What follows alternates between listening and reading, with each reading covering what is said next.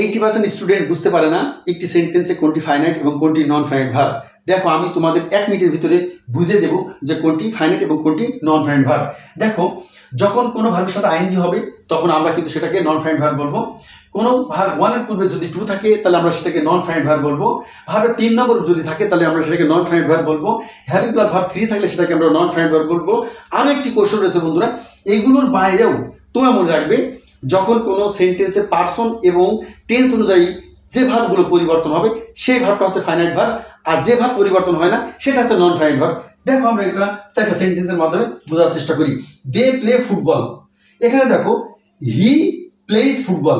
দেখো এখানে আমি পার্সন পরিবর্তন করছি, এখানে কিন্তু প্লেজ হয়েছে। তারপর দেখো হি ইজ প্লেইং ফুটবল, সে খেলা করতেছে। আবার আমি দেখো এখানে আমি পার্সন ঠিক রাখছি কিন্তু টেন্স পরিবর্তন করছি। দেখো হি ওয়াজ প্লেইং ফুটবল। এখন দেখো এই প্লেইং এখানে কিন্তু ঠিক আছে, প্লেইং এখানে কিন্তু ঠিক আছে। তাহলে এই যে প্লেইং আর এই প্লেইং কিন্তু পরিবর্তন হচ্ছে না, এটা কিন্তু নন ফাইনাইট ভার্ব। এবং দেখো এখানে ইজ ছিল, এখানে কিন্তু ওয়াজ হয়ে গেছে, অর্থাৎ প্রেজেন্ট কন্টিনিউয়াসে ইজ ছিল, পাস্ট কন্টিনিউয়াসে কিন্তু ওয়াজ হয়েছে। এইটা হচ্ছে আমাদের ফাইনাইট ভার্ব। নিশ্চয়ই কিন্তু তোমরা বুঝতে পেরেছো বন্ধুরা। আমার এই ভিডিওটি বিস্তারিত আমার চ্যানেলে দিয়ে আছে, তোমরা যদি বিস্তারিত জানতে চাও ওখান থেকে দেখে নিবা। আল্লাহ হাফিজ।